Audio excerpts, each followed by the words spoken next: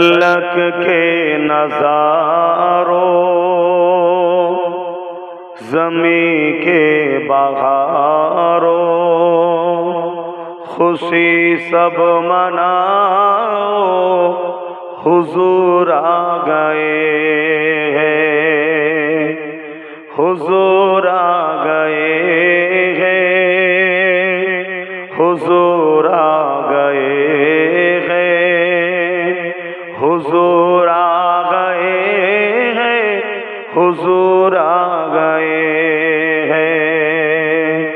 उठो गम के मारो, चलो बेसहारो, खबर ए सुनाओ, हुजूर आ गए हैं, हुजूर आ गए हैं, हुजूर आ गए हैं, हुजूर आ गए हैं, हुजूर आ गए हैं।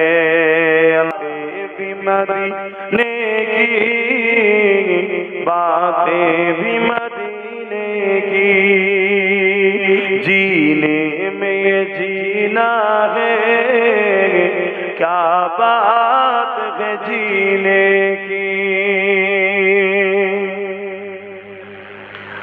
अरसा हुआ तैबा की जिस गलियों से गुजरे, अरसा हुआ तैबा की जिस गलियों से गुजरे, इस वक्त भी गलियों से खुशबू है पसीने की। अरसा हुआ तैबा की जिस गलियों से गुजरे, इस वक्त भी गलियों से खुशबू है पसीने की। रातें भी मदीने की, बातें भी मदीने की, जीने में ये जीना है, क्या बात है जीने की। तारीफ के लायक जब अल्फाज नहीं मिलते, तारीफ के लायक जब अल्फाज नहीं मिलते, तारीफ करे कोई किस तरह मदीने की। रातें भी मदीने की, बातें भी मदीने की, जीने में ये जीना है, क्या बात है जीने की।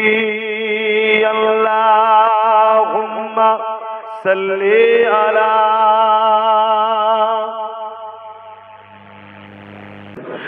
बाबेरा नौजवानेरा तरुणेरा, দুনিয়া দুদিন চিরস্থায়ী নয়, আজ আছে কাল নাই। এ ধন দৌলত দুনিয়া জমিনে রয়ে যাবে, আল্লাহ যেদিন ডাক দেবে দুনিয়া ছেড়ে সবাইকে চলে যেতে হবে।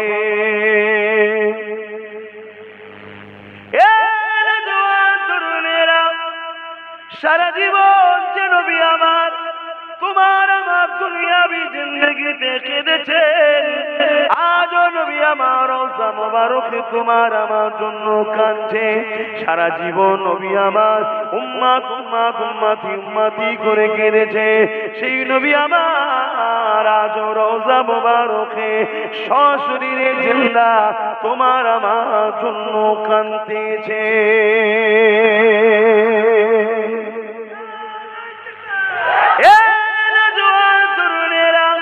ময়দানে মাশরে যেদিন বাপ ছেলে হবে না, ছেলে বাপের হবে না, মা মেয়ের হবে না, মেয়ে মায়ের হবে না, স্বামী স্ত্রী হবে না, স্ত্রী স্বামীর হবে না। তথাপিও দুনিয়াদারি করতে গিয়ে বাপের জন্য লাখ লাখ খরচ হয়ে যায়, মায়ের জন্য লাখ লাখ খরচ হয়ে যায়, স্ত্রীর জন্য লাখ লাখ খরচ হয়ে যায়, সন্তানের জন্য লাখ লাখ খরচ হয়ে যায়। অথচ কিয়ামতের দিনে কেউ কারোর হবে না। ওই কিয়ামতের দিনে একমাত্র একজনের জবান দিয়ে বেরোবে, ইয়া রাব্বি হাবলি উম্মতি উম্মতি উম্মতি উম্মতি।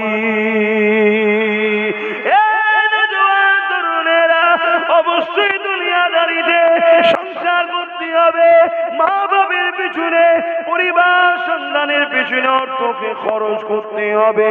কেন আল্লাহ নবী জানিয়ে দিয়েছে, মা বাবা সন্তান পরিবারের পিছনে অর্থ খরচ করলে আল্লাহ পাক সব থেকে বেশি খুশি রাজি হয়। কিন্তু পাশাপাশিটাও মনে রাখতে হবে, আমাদের দিনের জন্যে, আমাদের মসজিদ মাদ্রাসার জন্যে, আমার ইসলামের জন্যে আমাদের অর্থ ব্যয় করতে হবে। কেননা এটা আল্লাহ দিনকে প্রতিষ্ঠিত রাখার একটা মাধ্যম।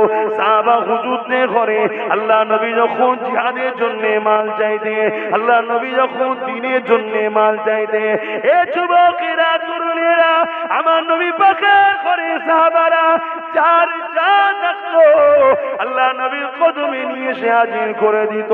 একদিন আবু বকর সিদ্দিক চলে আসলো, একটা ছোট্ট পুটলি নিয়ে হাজির হয়েছে, আল্লাহ নবীর কদমে হাজির করেছে।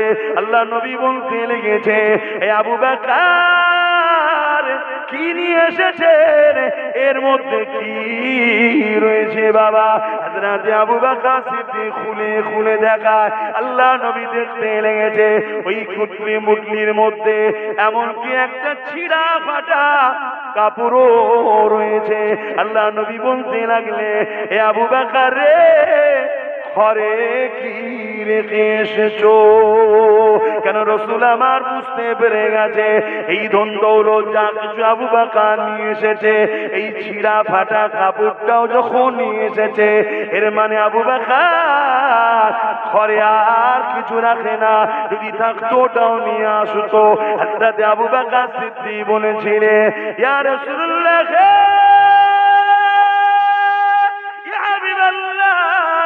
আমি আবু বকর আমার ঘরেতে আল্লাহ ও রাসূলকে রেখে এসেছি। আরো জোরে বলুন সুবহান।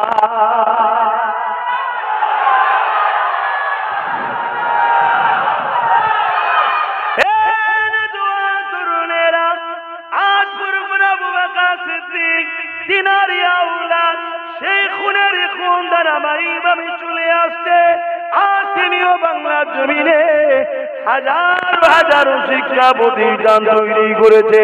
তিনার খলিফাদেরকে মুরিদদের সাথে করে নিয়ে সেই ধারাবাহিকতাতে আমার পাঁচ দাদুজান করেছে, তারা হুজুরের খলিফার আওলাদেরাও করেছে। সেই ধারাবাহিকভাবে পাঁচ আওলাদের আওলাদ, খলিফার আওলাদে আওলাদরাও করছে। এই ধারাবাহিকতাতে আজ আমি অদম অভ্যাসও করছি। এই ধারাবাহিকতাতে আমার ভাই দাদা হুজুরের মুরিদের ঘরে নাতি পূজা সন্তানেরা আপনারাও মাদ্রাসা মসজিদ বানাচ্ছে, যার যেমন সামর্থ্য আছে দিচ্ছে। মনে রাখবেন, এটা কিয়ামতের দিনে আল্লাহ 700 গুণ বাড়িয়ে দেবে।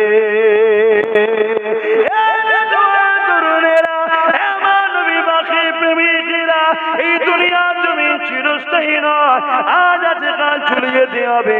মনে রাখবেন, আমার আবু বকর সিদ্দিক রাসূলের পাকের কদমে সেই সময়েতে 400 কোটি টাকা নবীর কদমে দিয়েছে।